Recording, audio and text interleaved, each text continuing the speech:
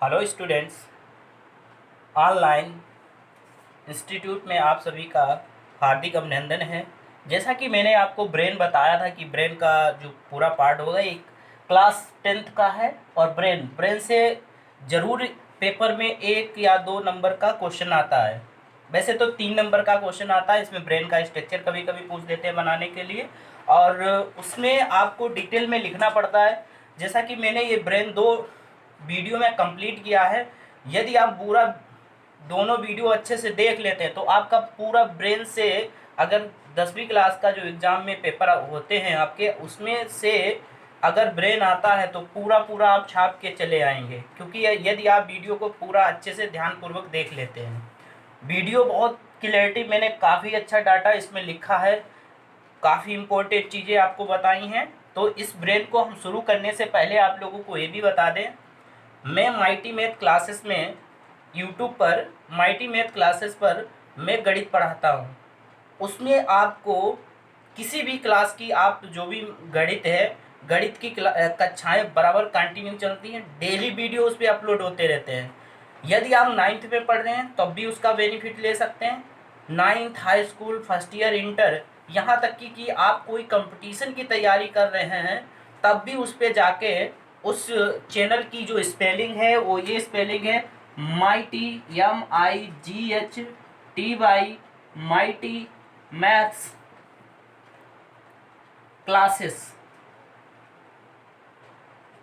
ये उस चैनल की स्पेलिंग है। यदि आप यूट्यूब पे ये स्पेलिंग डालेंगे तो आपको एग्जैक्ट मेरा चैनल आ जाएगा, मेरी तस्वीर दिखाई देगी।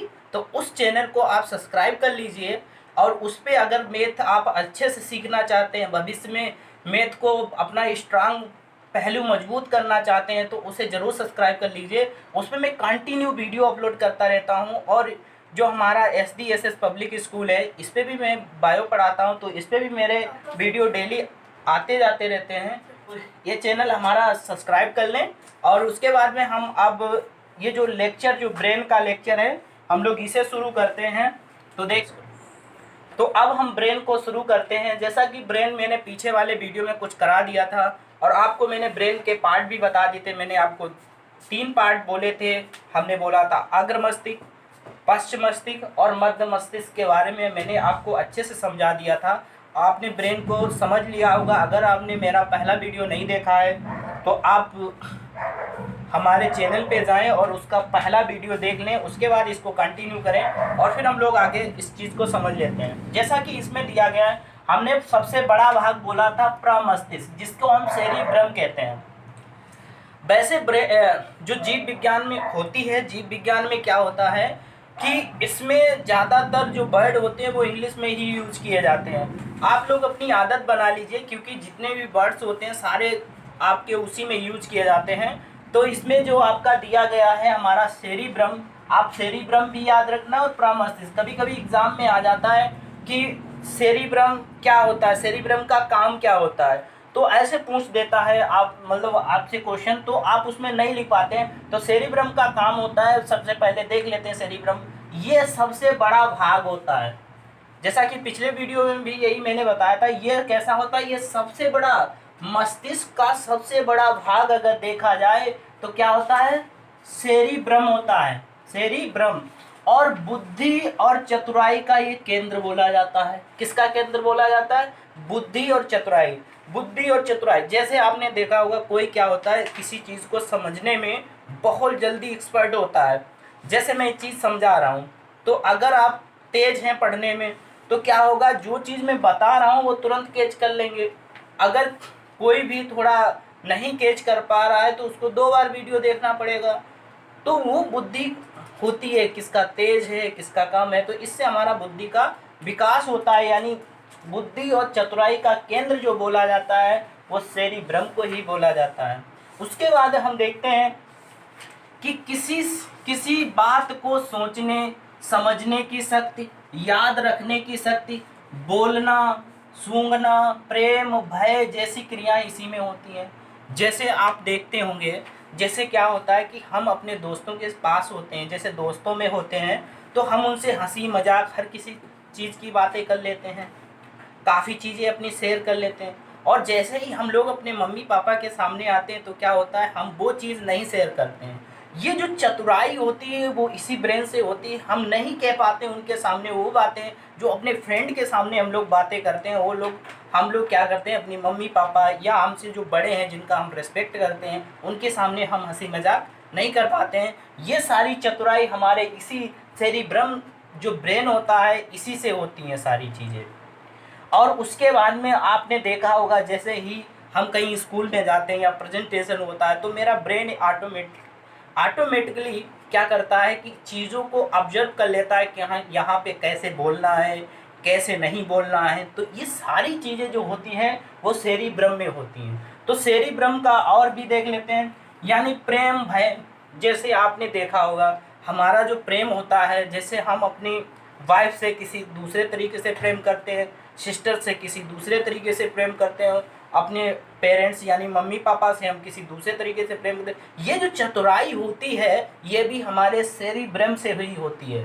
यानी सेरिब्रम का ये काम ही होता है इन चीज़ों को कंट्रोल करना।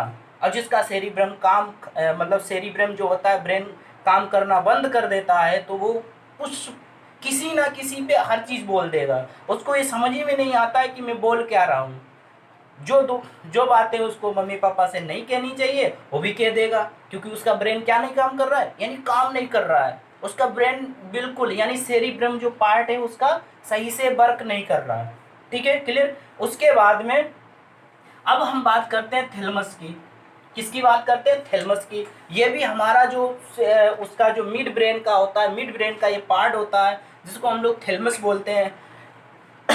यहाँ पे इंग्लिश आप लोग इंग्लिश वाला ही वर्ड याद रखिए, क्योंकि बजाय होती एग्ज़ाम में आजकल जो हमारे हाई स्कूल के एग्ज़ाम होते हैं तो उसमें क्या होता है कि अब हिंदी वाला ज़्यादा नहीं, इंग्लिश में ही हिंदी में लिख के पूछ लेते हैं कि थैलेमस क्या होता है, थैलेमस का कार्य क्या होता है। तो आपको एग्जैक्ट पता होना चाहिए।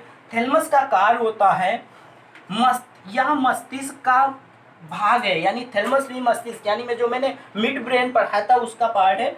ये दर्द किसका, यानी इससे दर्द का आवाज होता है, ठंड का आवाज होता है या गर्म चीज को पहचानने का कार्य करता है। इसका मेन काम होता है जो हमें दर्द महसूस होता है, जैसे कि जब आप रोड पे चलते हैं या कांटा चुभ जाता है आपको, तो कांटा चुभने से क्या होता है कि आपको कांटा मेरे पैर में चुभा और वहाँ से तुरंत मेरे ब्रेन में एकदम पता चल जाता है। हम लोग क्या करते हैं, अपना पैर कंट्रोल कर लेते हैं, जैसे ही चुभा वैसे पैर उठा लेते हैं।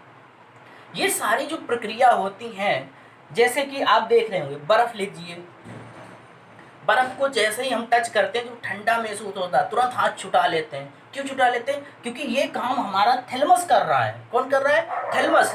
थैलेमस कह रहा है कि मतलब गर्म की बात करें, जैसे थैलेमस कह रहा है कि ये ठंडा है तो मत छुओ। उसकी तरीके से गर्म मतलब आग।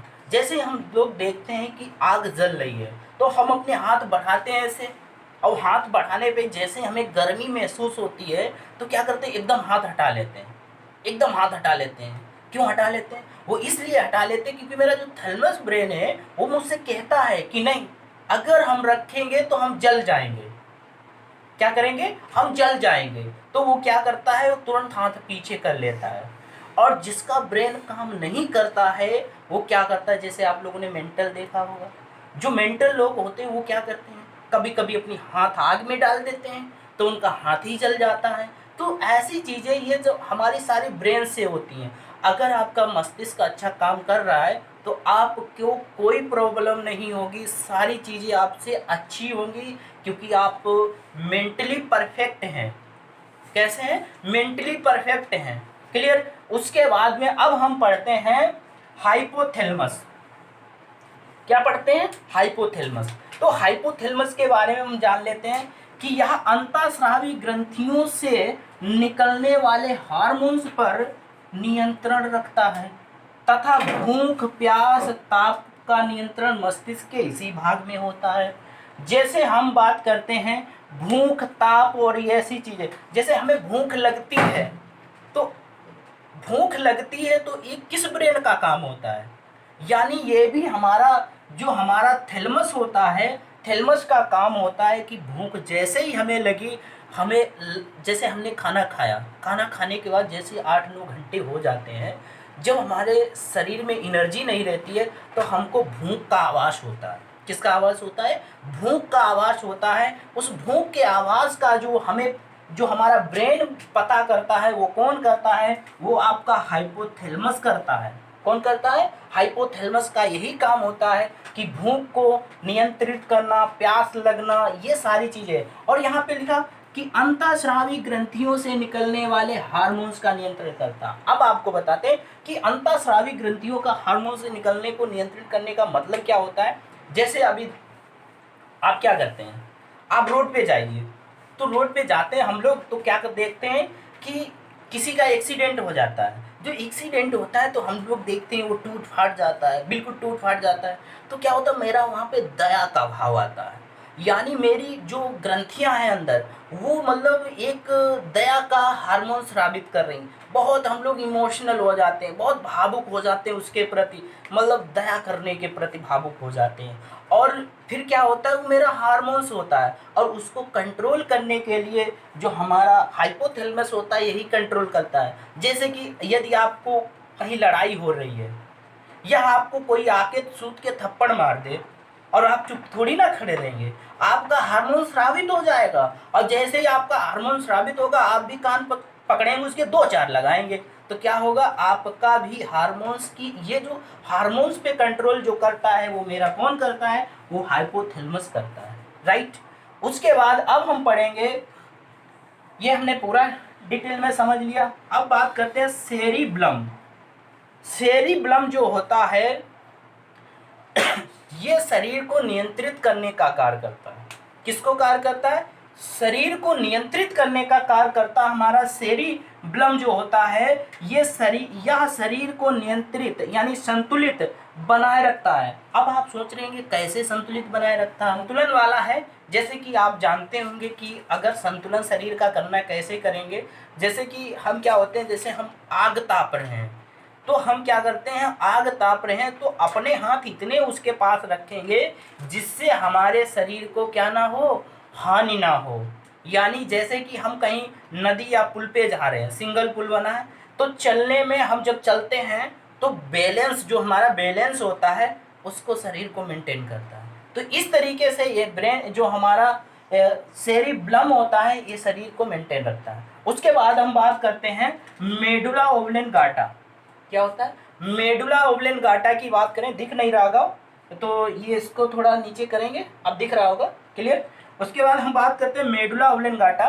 तो मेडुला ओब्लेंगाटा का वर्ग जो होता है, यह मस्तिष्क के सबसे पीछे का भाग होता है।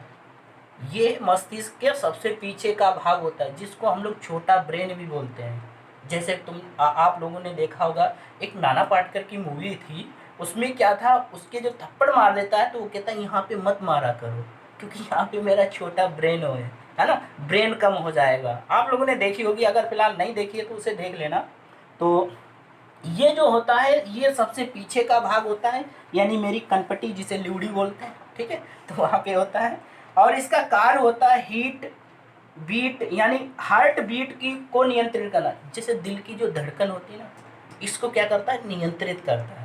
यानी जैसे हम दौड़ के आते हैं तो हमारा एकदम हाई फाई बहुत तेज़ बीट होने लगती है, उसको धीरे धीरे नियंत्रित करता है। अब हमारा ये, और ब्लड प्रेशर को भी ये नियंत्रित करता है। किसको? 2-3 पार्ट है, एक यहाँ पे लिखा है, इसका 1 डाल लीजिए।